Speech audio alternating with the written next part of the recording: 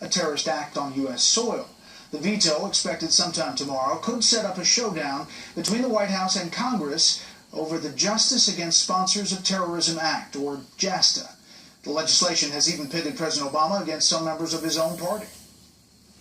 Were another country to behave reciprocally towards the United States, that could be a problem for some of our service members. That is, I'm told, something that we in the Department of Defense should be concerned about. I've worked with these families for a very long time, and I think they should have their day in court. Lawmakers have signaled they will vote to override the president's expected veto before heading home. For more on how the 9/11 victims and families feel about the possibility of a veto, we turn to former White House counsel Jack Quinn, who is one of the attorneys representing the families. Good evening, Jack. Good evening. Well, what about this pushback? It's really hard from a lot of both sides of the aisle. Former national security officials saying this jeopardizes U.S. national security abroad. It's absolutely untrue. It is absolutely untrue.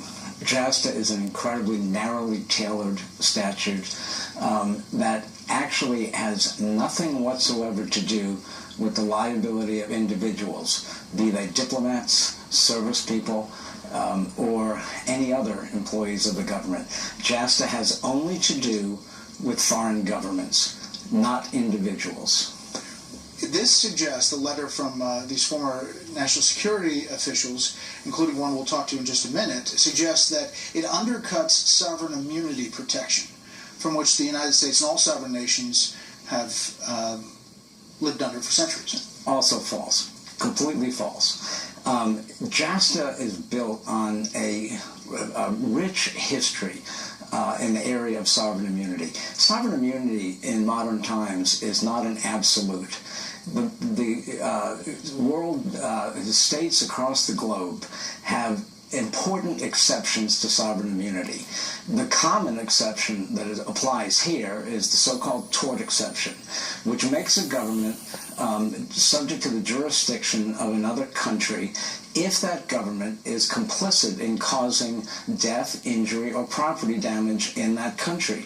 That is not an uncommon thing. In fact, in the administration that the judge served in, the Bush administration, not only was the law of this country characterized as allowing, as recognizing the tort exception, which it does statutorily, but indeed, the Bush administration went into court and said that that exception would apply to terrorist actions like 9/11. You're a Democrat. I am. What do you think about the president of your party, President Obama, vetoing this bill? And what are the